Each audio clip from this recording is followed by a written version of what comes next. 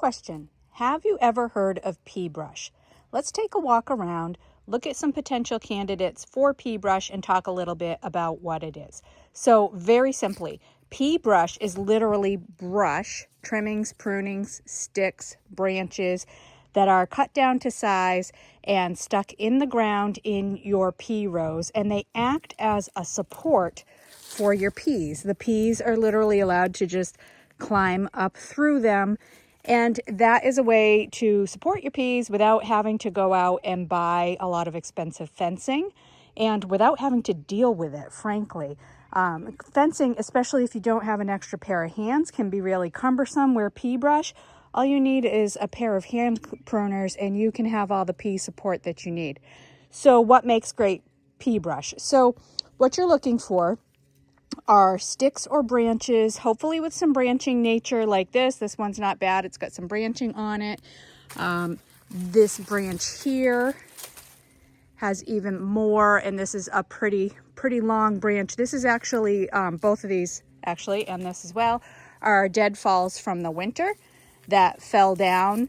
And those are excellent things to use for pea brush, because what you're doing is you're cleaning up your yard and you're doing double duty, giving that a new life. Now you can see this one fell fairly recently. It has some buds that were about to open. I would probably try and strip off as many of those buds as you can, because there probably is still some life and some sap in this, and you don't really need those leaves opening up in your garden, but it really wouldn't be the end of the world. They're probably going to continue to die, but there is a chance that when you stick this in the ground, that live stick, that live wood, is going to draw up water and continue to live and feed, and then you could have some budding out on the leaves. Again, not the end of the world, but ideally what you'd like to do is get the sticks, get them in a pile a few weeks before you even plan to put your peas in, and then let them start to die and dry down.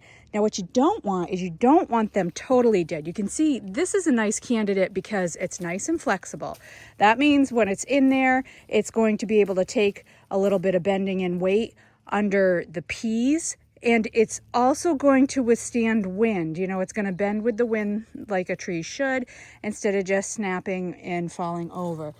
This one might be a little more dead. It actually has some decent life in it too, but if you've got totally dry sticks, branches, probably like this, let's see, not ideal, but this actually isn't too bad either. I'm having a hard time finding really dead sticks. So, you don't want the dry, brittle ones. You want some that still are not fully alive, ideally, but that have some life and some good strength left to them. Now, birch actually is an excellent candidate for pea brush, but not everybody will have birch in their yard. So what are some other things you can use? Well, basically, you can use any sticks, saplings, branches, twigs that you have. It's just there's a couple of things you want to be a little careful for. So again, the branching nature is nice because that gives more for the peas to spread out on. But you could even use straight sticks. The problem with those is you're going to need more of them. You're going to need almost one for every single pea seed that you plant. So that branching nature is better. Now, here we are in an orchard, home orchard, and this is what they used to do a lot. So this is not a new concept. This is, it's a very eco-friendly concept, but it's not a new one. It's one that has been, traditionally used, especially before they had all these fencing materials and all of this stuff that we're using today. So what they used to do is in the spring, when the pruning happened in the orchards, they would save all those prunings and set them aside, and that's what they'd use for their pea brush. Other things that you could use: forsythia, dogwood, oak, maple, apple, all your fruit trees, all those prunings. The ones that you would want to be careful of, and this might be more dependent on where you live, but if you look back there in that hedge, we actually have a lot of sumac here, and staghorn sumac.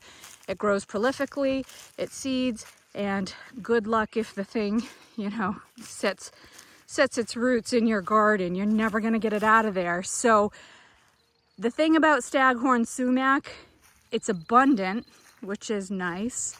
It's nice and flexible, which is nice. But if you're not careful, potentially if you sunk some of like those root nodes or even some of the lenticels on the stems, might potentially root, and that's not something you want in the garden. So you might want to avoid that unless you have the time to set it aside and dry it down and it's dead before you put it in there. So if that was something that you maybe piled in the fall and it's had the winter to dry down and die, go ahead and use it. But it fresh in the spring like this, I would probably set that aside and use that another year. But most of your fruit trees and hardwoods aren't really going to do that. So go ahead, take a walk around, take a look around, see what you've got in your yard, save yourself some money, do the world a favor, use this natural, eco-friendly product to brush your peas.